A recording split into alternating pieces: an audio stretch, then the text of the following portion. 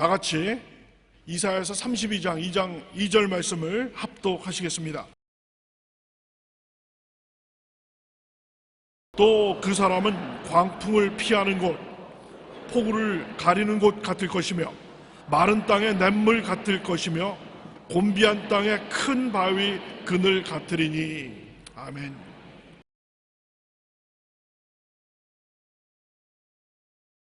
이 세상 어느 곳에 가도 사람들은 고난 속에 허덕이고 있습니다. 모두 다 인생에 절실하게 도움이 필요한 사람들입니다. 저는 어제 대만 대북에서 2번 집회를 했는데 대만 사람들도 많은 삶의 고통 가운데 방황하고 허덕이고 있는 것을 보고 마음이 안타깝고 괴로웠었습니다. 왜 인간은 이런 고통 속에 살아야 되는 것입니까? 원래 하나님이 여러분과 저를 지었을 때는 하나님의 형상과 모양대로 지었기 때문에 만유보다 아름답고 평안하고 위대하셨습니다. 그런데 인간이 하나님처럼 되기 위해서 하나님을 반역한 죄로 말미암아 땅은 저주를 받아 가시와 넣기를 내고 이마에 땀을 흘려 먹고 살게 되고 잉태하고 자녀를 생산하고 기르는 고생을 하게 되고 몸은 늙고 병들고 죽게 되고 처참한 흑암이 다가오게 된 것입니다. 인간은 죄와 죄책과 허물을 아무리 이기려 해도 이길 수가 없습니다. 인간의 삶은 궁극적으로 의미가 없습니다. 어디서 와서 왜 삶이 어디로 가는지 대답할 수가 없습니다.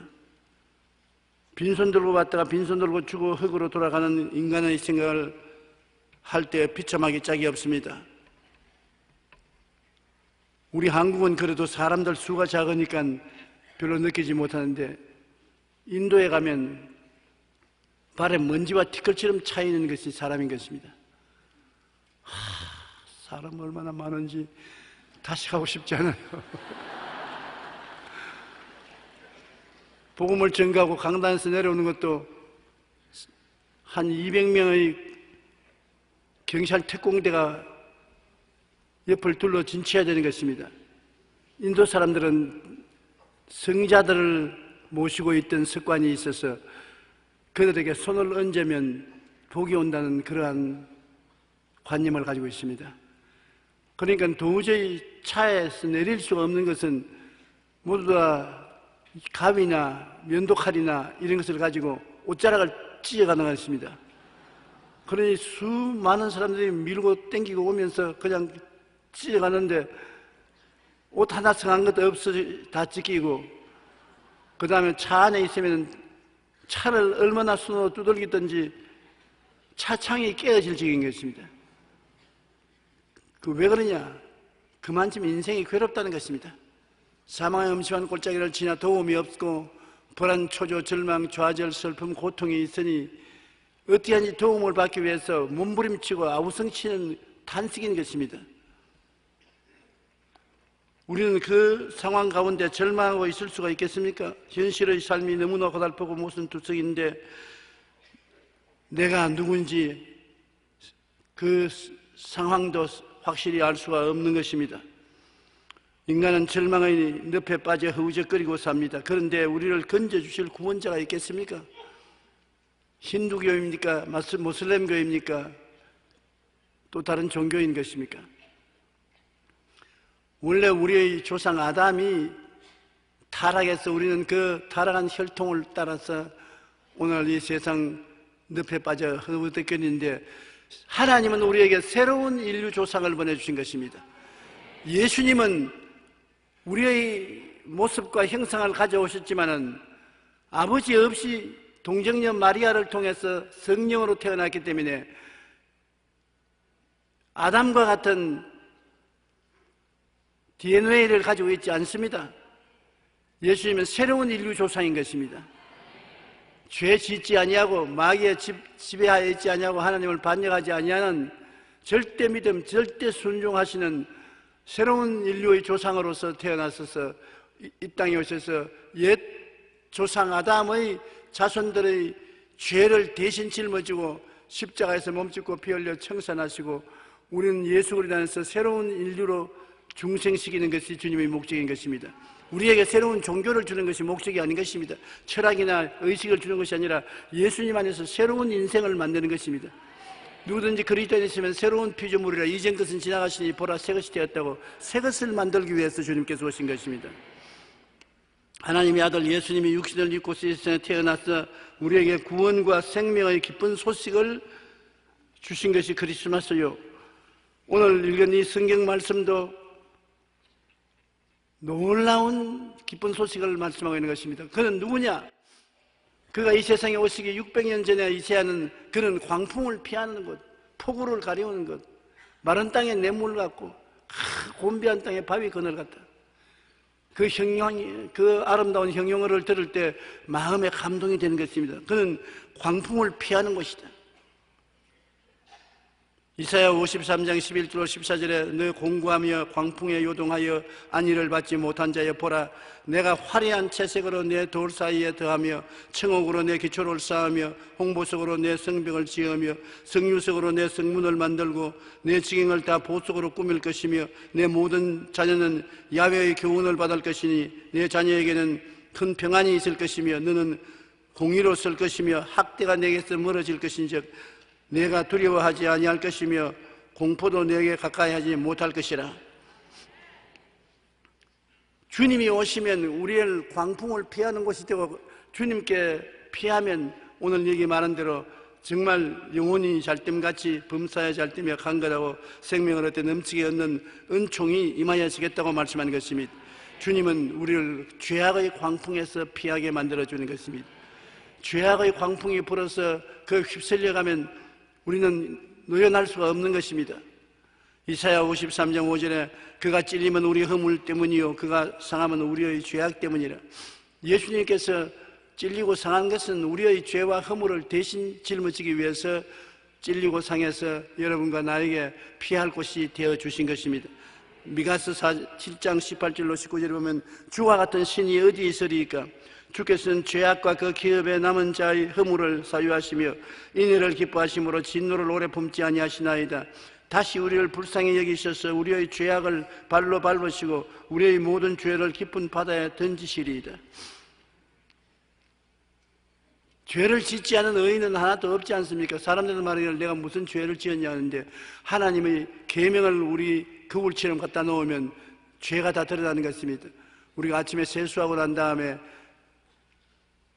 얼굴을 보면 얼굴이 밝고 깨끗하지만은 자다가 일어나서 눈곱이 붙어있고 얼굴이 찌그러지고 손을 못 보고 머리카락이 흐트러진 채로 거울을 이렇게 들여다보면 다시 보기 싫습니다. 하나님의 율법 거울을 우리가 들여다보면 그보다 더 비참한 것이 우리의 모습인 것입니다. 내 앞에 다른 신을 두지 말라, 우상에 절하지 말라, 하나님의 이름을 망령되이 부르지 말라, 안식일을 거룩히 지켜라. 하나 온전하게 지킨 것이 없습니다. 내 부모를 공경하라, 살인하지 말라, 간음하지 말라, 도둑질하지 말라, 내 이웃을 거짓 증거하지 말라, 내 이웃을 탐하지 말라. 단순한 몇 가지만 우리가 봐도 우리가 잘 살지 못하고 있다는 것을 드러내주고 있는 것입니다. 그런데 이 죄악의 광풍이 불어와서 우리를 참수하고 하나님 앞에 심판을 받도록 요청할 때 우리가 누구 어떻게 피하겠습니까? 죄는 마귀가 그를 통해서 하나님께 심판을 요구하는 것입니다. 이 사람이 이런 죄를 지었으니 하나님이 복줄 수 없고 이 사람은 정죄하고 심판해야 된다고 외치는 것입니다. 어떻게 해서 그렇게 할 수 있는 것입니까? 죄 지었기 때문에 죄의 간수는 마귀인 것입니다. 그럴 때 예수 그리스도께서 나와서 우리를 변호해 주는 변호사가 되는 것입니다. 물론 이 사람들이 죄를 지었지만 이 죄값을 내가 십자가에서 못 박여 몸짓고 피 흘려 다 청산했으니 내 피가 그 대가다. 그리스도의 피를 내놓으면 마귀는 더 이상 우리를 참수할 수 없는 것입니다. 죄악의 광풍이 우리를 휘몰아쳐서 우리에게 심판을 받게 하려 해도 예수님의 피가 우리에게 큰 증거가 되고 예수님은 그 보혈의 능력을 통해서 우리에게 광풍을 피하는 피난처가 되어주시는 것입니다. 그리고 질병의 광풍을 피하는 곳이 되는 것입니다. 우리는 세상에 살면서 많은 질병으로 고생하는 것은 주님께서 너는 흙이니 흙으로 돌아가라고 하셨기 때문에 이 몸이 흙인데 흙으로 돌아가기 위해서는 병이 들지 아니할 수 없습니다. 그리고 오늘날 많은 염려, 근심, 불안, 초조, 절망이 있지 않습니까? 마음의 고통은 육신의 질병을 가져오는 것입니다. 마음의 즐거움은 양약이라도 마음의 근심은 뼈로 마르게 한다. 사람은 마음이 몸속에 살고 있는 것이 사람인 것입니다. 마음에 근심이 있으면, 고통이 있으면 그것이 몸에 악영향을 미쳐서 온갖 병이 다 드는 것입니다. 마음이 즐겁고 쾌활하면 온몸에 좋은 영향력을 미쳐서 건강해지는 것입니다. 여러분, 그러므로 매일매일 마음을 즐겁게 하고 쾌활하게 하는 가장 좋은 방법이 감사하는 방법인 것입니다. 아침에 일어날 때 제일 먼저 하나님 감사합니다. 감사를 하십시오. 식사하실 때도 하나님께 고개 숙여 식사 기도하고 하나님 밥 먹게 해주셔서 감사합니다. 옷 입게 해주셔서 감사합니다. 앉고 일어날 수 있게 해주심을 감사합니다. 감사할 것을 찾아서 자꾸 감사하면 감사는 감사를 낳고 감사는 감사를 낳고 그 감사를 통해서 하나님이 기뻐하시고 즐거워하셔서 더 주시고 더 주시고 또 더 주시는 것입니다. 건강도 감사를 통해서 얻게 되고 축복도 감사를 통해서 얻게 되고 화평도 감사를 통해서 얻게 되는 것입니다. 마음에 몹시 고통스럽고 괴롭고 원망스럽고 살기 거부할 때 제일 좋은 해결 방법은 십자가를 바라보고 감사하는 것입니다. 주님 그저 감사합니다. 감사해요. 감사합니다. 그러면 마음에 쓴물이 달아지듯이 싹 변화가 다가오게 되는 것입니다. 우리가 질병의 광풍이 다가올 때 예수님께서 우리 연약한 것을 친히 담당하시고 병을 짊어진 것을 생각하고 주님께서 나를 위해서 채찍에 맞으심으로 병을 짊어지셨으므로 나를 건강하고 튼튼하게 고쳐주십시오. 감사합니다. 주님 치료해 주시니 감사합니다. 사실요, 병이라는 것은 죄값으로 온 것인데 주님께서 27년 전에 다 청산했었어요. 채찍에 맞음으로 말미암아 등이 갈기갈기 찢어지고 때릴 때마다 피가 솟구쳐 올랐습니다. 성경은 말하기를 그가 채찍에 맞음으로 병에서 고침받았다. 40에 보통 하나 감한 말을 맞는데 병을 다 분류를 하면 39가지 종류가 있답니다. 예수님이 40에 하나 감한 39차례 매를 맞고 우리 모든 병을 2000년 전에 이미 다 청산했어요. 법적으로 다 빚을 갚아버렸었습니다. 그러므로 오늘날 우리가 병들어 있는 것은 실상 거짓되고 헛된 것에 속아 있는 것입니다. 마귀에게 속아 있는 것입니다. 진리를 알지니 진리가 너희를 자유케 하리라고 내가 예수님이 날 위해서 질병을 짊어진 것을 확실히 알아야 되는 것입니다. 깨달아 알고 마음에 확신이 생기면 건강하게 된 꿈을 꾸게 되고 믿을 수 있게 되고 나는 건강하다, 튼튼하다, 씩씩하다, 원수 마귀야 물러가라, 질병아 떠나가라고 외칠 수가 있는 것입니다. 마음의 확신, 이것이 굉장히 중요한 것입니다. 마태복음 8장 16절로 11절에 보면 예수께서 말씀하러 귀신을 쫓아내시고 병든 자들을 다 고치시니 이는 선지자 이사야를 통하여 하신 말씀에 우리의 연약한 것을 친히 담당하시고 병을 짊어지셨던 함을 이루려 하심이라. 주님께서 병을 짊어지고 가셨습니다.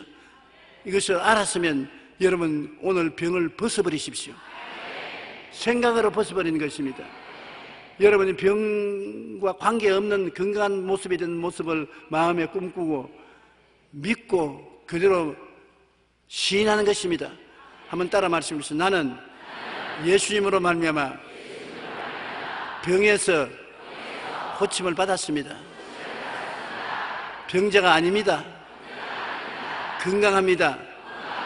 튼튼합니다. 감사합니다. 내 믿은 대로 될지어다. 질병의 광풍이 아무리 불어와도 예수님이 계시면 그 질병의 광풍을 피하는 곳이 되는 것입니다. 오늘날 살아갈수록 점점 더 병이 많아지는데 우리는 불안하지 말고 예수님을 꽉 잡고 그리스도를 피난처로 삼고 있으면 두려워할 것 없습니다. 그 다음에는 마음의 고통의 광풍을 피하는 곳이 되는 것입니다. 마음의 고통이 얼마나 많습니까? 가정에도 남편과 아내와 사이에 갈등, 오해, 미움, 원한, 부모와 자식 간의 미움과 원한, 정말 이웃과 서로 물고 찢고 갈등이 말로 다 할 수 없는데 이것을 어떻게 할 수 있는 것입니까? 이 갈등을 마음의 결심으로 해결을 할 수가 없어요. 우리는 갈보리 십자가를 마음에 끌어안으면 십자가에서 치료하는 역사가 일어나서 마음의 갈등이 사라지고 평화가 다가오는 것인데요, 그 희한한 능력이 십자가를 통해서 나타나는 것입니다. 모세가 마라의 선물에 나무가지를 꺾어 던지니 썬물이 달아진 것처럼 여러분 마음의 갈등은 예수 십자가를 끌어안으면 달아지는 것입니다. 십자가를 끌어안고 주여 감사합니다. 주님 나 마음을 치료하여 주시고 마음의 갈등을 잠재워 주십시오. 주여 감사합니다. 감사합니다. 감사하면 원한이 사라지고 미움이 사라지고 염려, 근심, 불안, 초조가 사라지고 마음이 차분해지고 깔아앉고 주님을 의지할 수 있게 되는 것입니다. 저는 마음에 고통이 다가와서 밤잠을 못 잘 때가 많이 있었습니다. 아무리 잘려도 잠이 안 오고 마음에 갈등이 오고 고통이 오고 슬프고 원통하고 절통할 때가 있습니다. 어찌할 도리가 없어요. 그때 아무리 다른 방법을 해도 마음이 가라앉지 않아요. 타이레놀을 먹어도 안 가라앉아요. 그래서 내 마음의 십자가를 바라보고 십자가 밑에 엎드려서 주님 그리스도의 십자가를 통해서 내 마음의 고통을 치료해 주시고 가라앉혀 주십시오. 그리고 감사합니다. 그저 감사합니다. 고통을 주는 사람도 감사합니다. 고통을 당하고 있다는 것이 내가 살아있다는 증거 아닙니까? 그러니까 죽은 놈은 고통도 느끼지 않잖아요. 그러나 살아있으니까 고통도 느끼는 것이니까 감사합니다. 감사합니다. 그러면 나도 모르게 언제 잠을 잤는지 잠을 자버렸었어요. 아침에 자고 나면 마음이 평안하고 깨끗한 것입니다. 마음의 고통과 광풍을 피하는 것은 바로 예수님인 것입니다. 잠언서 1장 27절에 너희의 두려움이 광풍같이 임하겠고 너희의 재앙이 폭풍같이 이르겠고 너희의 근심과 슬픔이 임할 것이라고 했는 것입니다. 그럼 어떻게 합니까? 예수님께서 말씀하기를 너희로 내 안에서 평안을 누리게 하리 함이라. 세상에서 너희가 환난을 당하나 담대하라. 내가 세상을 이겼노라. 예수님이 우리를 대신해서 세상을 이기고 평안을 만들어 놓았으니 예수님께서는 마음의 고통의 광풍을 피하는 곳이 되는 것입니다. 예수님을 찾아와야 되는 것입니다. 그러므로 예수님이 어디에 계십니까? 여러분 우리 교회에 예수님이 와 기다리고 계시지 않습니까? 수고하고 무거운 짐 자는 다 내게로 오라 내가 너를 쉬게 하겠으니 빨리 교회에 와서 주님께 기도하고 고통을 다 토해놓고 찬양하고 감사하면 주님의 치료가 마음속에 임하여서 마음에 평안이 다가오게 되는 것입니다. 그리고 삶의 시련의 광풍을 피하는 것이 되는 것입니다. 삶의 시련, 사업이 안 됩니다. 빚더미에 올라앉았습니다. 집이 경매에 처하게 됩니다. 애들에게 먹을 것을 사줄 돈이 없습니다. 삶의 광풍인 것입니다. 이렇게 해서 살아서 무슨 소용이 있겠는가 그런 생각이 날 지경인 것입니다. 삶의 시련의 광풍이 다가오면 그 광풍에서 무엇을 하겠습니까? 살아남기 위해서 온갖 노력을 다하는 것이 아니겠습니까? 마가복음 4장 37절로 39절에 보면 예수님이 제자들과 함께 갈릴리 호수를 지나가는데 큰 광풍이 다가왔습니다. 바람이 불어 배가 물에 침몰할 위기에 처한 것입니다. 제자들이 광풍을 피할 수가 없습니다. 그래서 찾아보니 예수님께서 뱃머리에 벽에 800이라고 주무시는 것입니다. 주님 우리가 죽게 되었으니 살려달라고 하니까 예수님이 일어나서 바람과 파도를 꾸짖으시니 즉시 고요하고 잠잠하게 되었습니다. 예수님께서 깨어 바람을 꾸짖으시며 바다들어 이르되 잠잠하라 고요하라 하시니 바람이 그치고 아주 잔잔하시더라. 예수님은 삶의 시련의 광풍을 피하는 곳이 되어주시는 것입니다. 사람의 힘으로 살지 못할 때 예수님께 내어 던지십시오. 주님께서는 여러분과 나를 책임져 주시는 것입니다. 우리는 예수님을 믿는다고 하면서 맡기지 못한 불신앙을 가지고 있기 때문에 주님이 우리를 위해서 확실히 일하지 못하는 것입니다. 완전히 맡겨버리십시오. 환난이나 공고나 적신이나 위험이나 기근이나 죽음이나 칼이랴 이 모든 일에 우리를 사랑하시는 이를 말미암아 우리가 넉넉히 이긴다고. 그런 고난에 처한 우리를 사랑하시는 것입니다. 주님이 오신 것은 광풍에 시달리는 사람을 도와주기 위해서 오신 것입니다. 그러므로 주님은 광풍에 시달리는 사람이 있어야 실력을 발휘할 수 있는 것입니다. 죄인이 있어야 용서할 수 있고, 병이 있어야 치료할 수 있고, 배고픈 자가 있어야 먹일 수가 있고, 광풍에 시달린 자가 있어야 잠잠하게 해줄 수 있는데, 세상은 원래 배고프고 병들고 죄 있고 광풍에 시달리는 곳에 있는 곳이므로 예수님이 우리에게 온 것은 이런 곳에 있는 우리를 건지기 위해서 오신 것입니다. 과연 예수님이 나를 도와주겠느냐, 그런 걱정을 하지 마십시오. 주님은 그런 것을 도우는 전문가로서 와 계신 것입니다. 나는 어떤 사람이 전도하는데 말을 잘못 사용하는 말을 듣고 마음이 언짢았습니다만 그 말이 마음속에 오래 남아있어요. 그 뭐냐면 예수님은 하수구를 치는 하수도 공사자입니다. 그러니 인생이 하수구같이 꽉 들어막히거든 하수구 공사자인 예수님을 청하십시오. 그래서 내가 그 말을 듣고 전도를 하면 전 더 좋은 말을 쓰지 예수님을 무슨 하수구 공사자라고 고약하다 그랬는데 그 말이 제가 몇십 년 전에 들은 이야기인데 지금도 내 입에서 내 마음에 쓰여지지 않고 있어요. 내 마음에 하수구같이 딱 막히면 하수구 공사자는 예수님이니까 청해야 되겠다. 예수님은 여러분 우리의 문제를 해결하기 위해서 오신 것입니다. 그래서 수고하고 무거운 짐진 자들은 다 한두 사람 아니라 다 내게로 오라. 그러므로 여러분의 수고하고 무거운 짐을 주님은 청산하기를 원하시는 것입니다. 전문가입니다. 반드시 오시는 것입니다. 여러분이 회개하고 주님께 구하면 주님은 여러분을 버리지 않고 찾아오시는 것입니다. 큰 광풍을 잠잠케 하신 예수님은 여러분의 인생의 크고 적은 광풍을 잠잠케 하고 피하게 하는 피난처가 되는 것이고, 주님은 최후의 죽음의 광풍을 피하는 곳이 되는 것입니다. 누구든지 죽어요. 어떤 사람이 어제 비행기 안에서 저를 보고 이런 말 합니다. 목사님은 지구를 120바퀴나 돌았다 하는데 비행기를 타면 겁이 안 납니까? 어제 눈이 많이 하고 기상이 나빠서 비행기가 굉장히 요동을 하고 꼭 떨어질 것 같이 진동을 하니까 그분이 상당히 겁이 난가 봐요. 자꾸 날만 쳐다보잖아요. 그럼 내 생각으로 조 목사가 탔으니까 안 떨어질 것이다. 위로가 되었으니 좋겠다.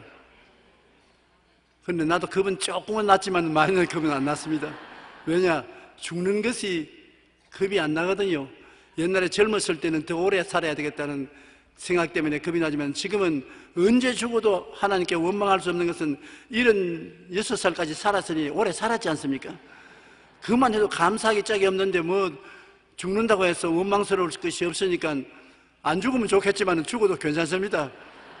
그래서 비행기가 뛰고 꿀려도 나는 가만히 앉아서 있으니까 한참 나를 보더니만 나 옆구리를 textex 치지만 목사님은 겁이 안 납니까? 근데 겁난다고 할 수가 있나요? 겁이 안 납니다. 왜 겁이 안 납니까? 그래서 예수님이 계신데 왜 겁이 납니까?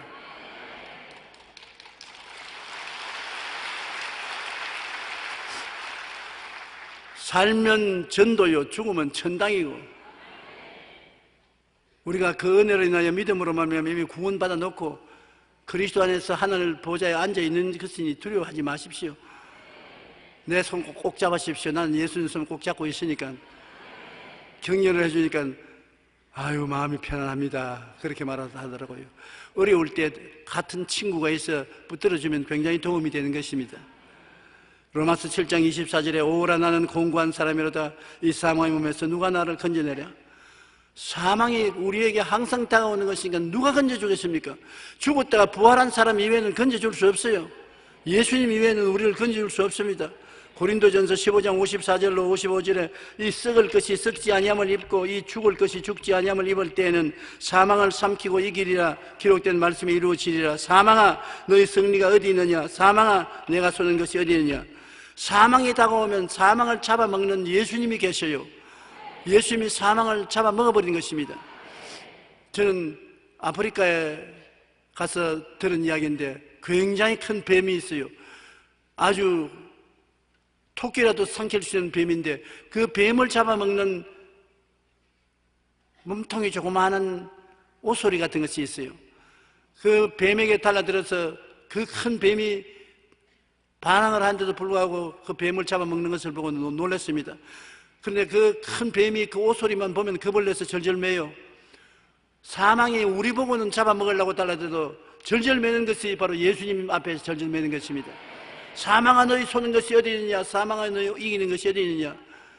사망의 쏘는 것은 죄요, 죄의 권세는 마귀에게 있는데 마귀는 예수님이 이미 머리를 깨뜨리고 권세를 해제해버렸기 때문에, 그러므로 사망은 예수님 앞에 꿈쩍하지 못합니다. 성경에 10편 23편에 내가 사망의 엄심한 골짜기로 다닐지라도 해를 두려워하는 것은 주께서 나와 함께 하심이라. 왜?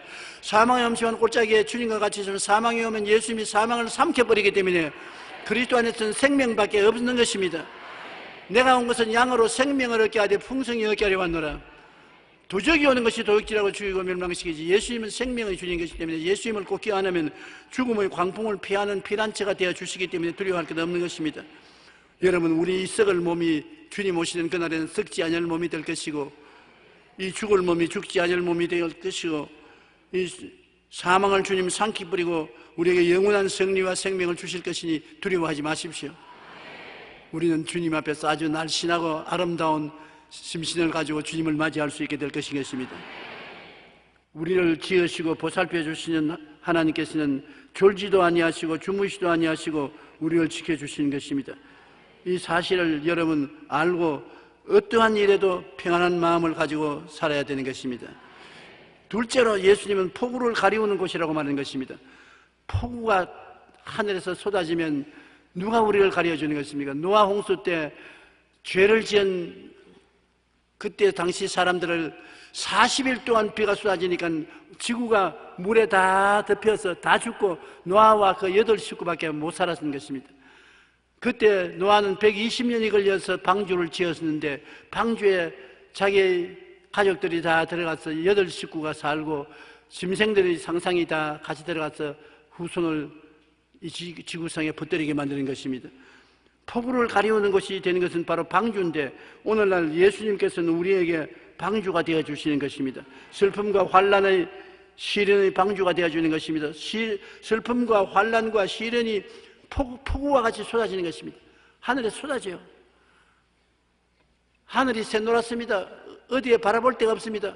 그때 누가 우리에게 방주가 되어주는 것입니까? 예수님 안에 뛰어들어가서 주님 끌어안고 울고 부르시려면 주님이 피난처가 되고 방주가 되어주시는 것입니다. 오늘 내가 우리 순복음 신문에 보니까 신장 신우염이 걸려서 한쪽 신장을 떼내고 다른 신장에 또 암이 걸려서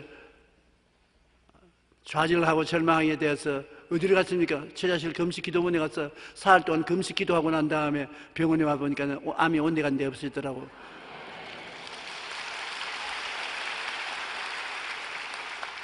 슬픔과 환난과 시련이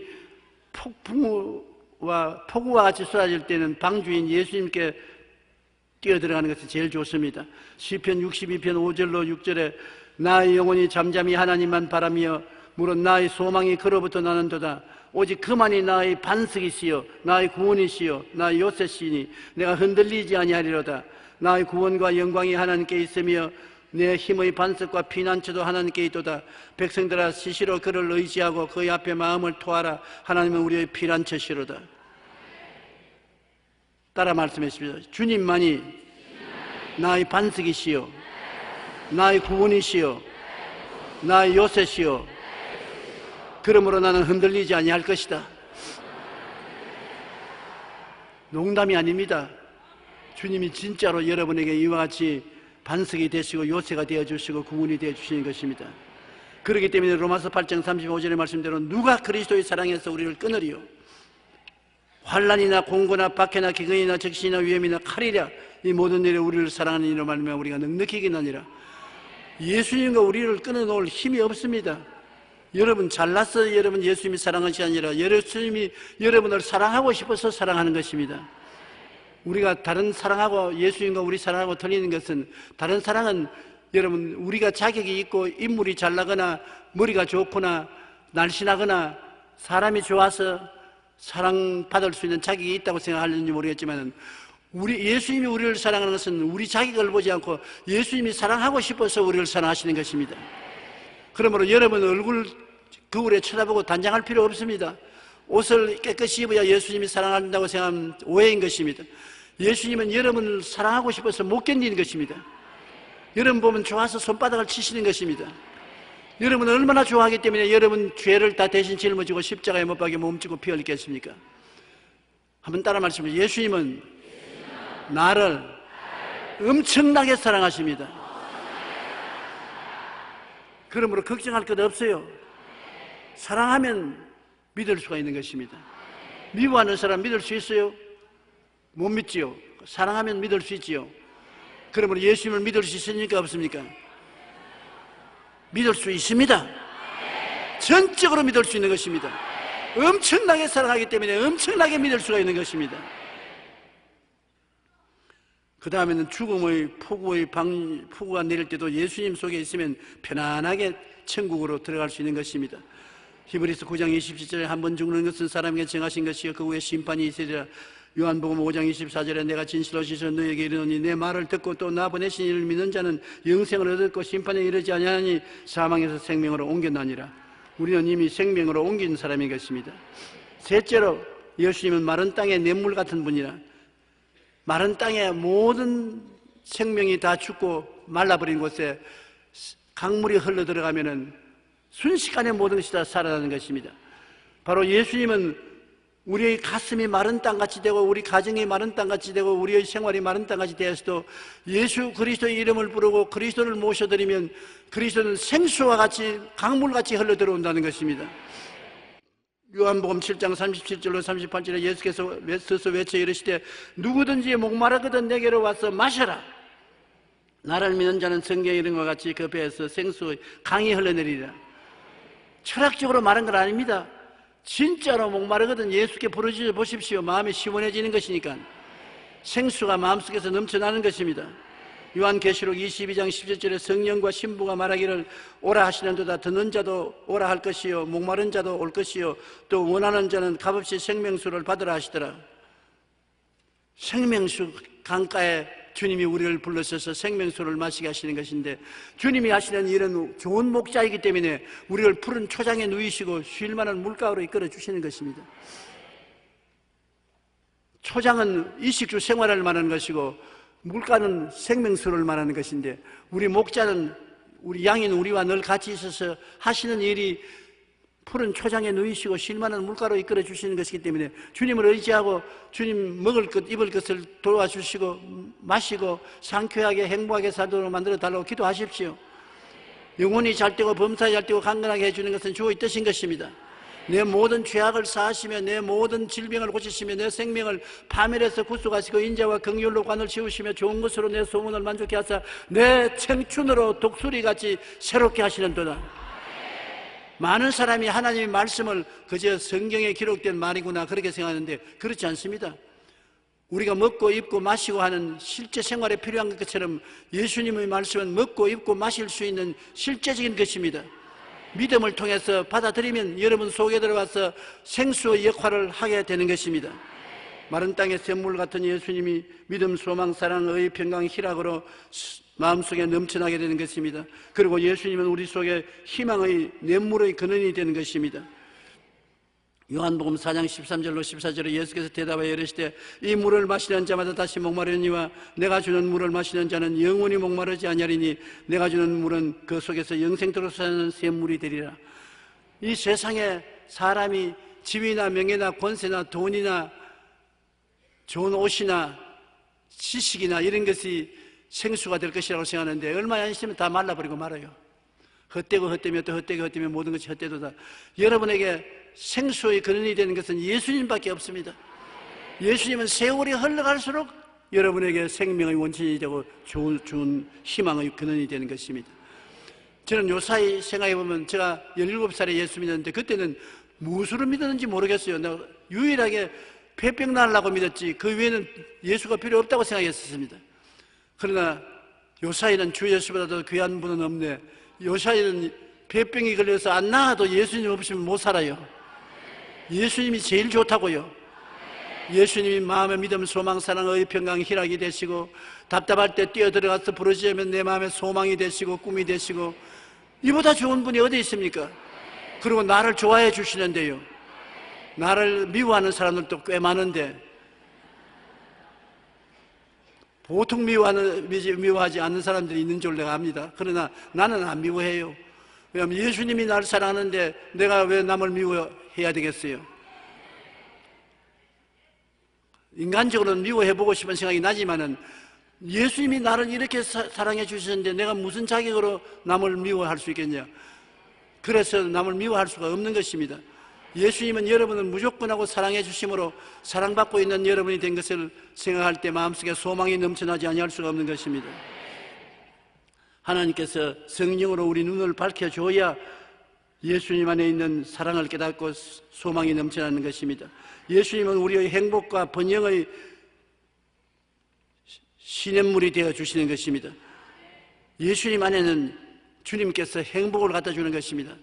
왜냐하면 하나님은 우리의 목자가 되시면 우리를 푸른 초장과 쉴만한 물가로 인도해 주어서 우리 영혼을 소생시킨다. 영혼을 소생시킨다는 것은 우리 마음을 기쁘고 행복하게 만들어 준다는 것입니다. 주님은 우리를 새롭게 만들어 주어서 기쁘고 행복하게 만들어 주는 것입니다. 사람이 세상에 살면서 기쁘고 행복해야지, 기쁘고 행복하지 않으면 소용이 없어요. 여러분, 인조꽃하고 실제 꽃하고 뭐가 다릅니까? 인조꽃도 실제 꽃까지 만들지만 향기가 없어요. 벌나비가 날아오지 않습니다. 향기가 없어요. 진짜 꽃은 향기가 나는 것입니다. 세상의 부귀영화 공명은 아무리 아름다운 꽃 같지만 향기가 없습니다. 향기가 뭡니까? 행복입니다. 행복의 향기가 없어요. 그런데 예수님은 행복의 향기가 마음속에 나는 것입니다. 그리스도는 진짜 꽃이기 때문에 마음속에 무엇이 들으면 행복의 향기가 나는 것입니다. 우리 주님께서는 여러분과 내가 이 세상에 광야를 지나서 천당 올라갈 때까지 쓴 물을 당하면 십자가를 통해서 마라의 쓴 물을 달게 만들듯이 마음에 물이 달아지게 만들어 주시고, 병들면은 주님 고쳐서 건강하게 해주시옵시고, 여러분 엘림에 있을 곳을 주라는 것입니다. 여러분, 우리의 엘림은 뭡니까? 엘림에는 물샘 12과 종려 70주가 있는 오아시스인 것입니다. 오아시스에 장막을 친 것처럼 우리의 오아시스는 어디냐? 칼보리 십자가 밑이 우리의 오아시스인 것입니다. 여러분의 마음속에 여러분이 살 곳은 십자가 밑이라는 것을 알아야 되는 것입니다. 몸은 대한민국 서울에 있지만은 마음은 십자가 밑에 있다는 것을 늘 생각하고 바라보고 믿고 입으로 시인하십시오. 십자가 밑에 나아가 내 짐을 풀어놓고 쓰는 것인데, 십자가 밑에서는 용서가 있고 평안이 있고 의가 있고 거룩함이 있고 치료가 있고 건강이 있고 축복이 있고 행복이 있고 영생 복락이 있는 것입니다. 주님이 다 예배해 놓은 것입니다. 주님께서 십자가 밑에 우리의 엘림을 예배해 놓았기 때문에 여러분, 세상을 떠나서 십자가 밑에 늘 사는 생각을 하고 꿈을 꾸고 믿고 입술로 고백하면 십자가 밑에 하나님의 기적이 여러분 속에 태어나게 되는 것입니다. 행복과 번영의 냇물이 바로 십자가 밑에 있다는 것을 잊지 말아야 되는 것입니다. 마지막으로 곤비한 땅에 큰 바위 그늘 같은 분이 예수님이라고 말하셨습니다. 우리는 저주받고 메마른 사막의 큰 땅에서 살고 있는데 여기에 우리의 저주를 피하게 해주는 바위가 있습니다. 예수님이 큰 바위 그늘이 되어서 저주의 사막바람이 불어와도 까딱없이 피하고 살아갈 수가 있게 되는 것입니다. 시편 71편 3절에 주는 내가 항상 피하여 숨을 바위가 되소서. 주께서 나를 구원하라 명령하셨으니 이는 주께서 나의 반석이시여 나의 요새이심이라고 말한 것입니다. 인간 삶의 고통에서 쉼을 주는 바위 그늘이 되어 주십니다. 수고하고 무거운 짐진 자는 다 내게로 오라. 내가 너희를 쉬게 하려는 것은 어떠한 시련이 다가와도 그 풍파를 면해 줄 수 있는 피란처가 되어 주시기 때문인 것입니다. 여러분, 우리가 고속도로를 달려가다가 피곤하면 휴게소에 가서 잠시 쉬다 가지 않습니까?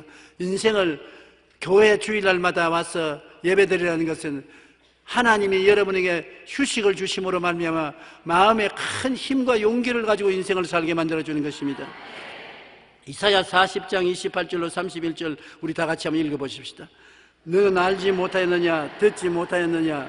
영원하신 하나님 야훼 땅끝까지 창조하신 이는 피곤하지 아니하시며 곤비하지 아니하시며 명철이 한이 없으시며 피곤한 자에게는 능력을 주시며 무능한 자에게는 힘을 더하시나니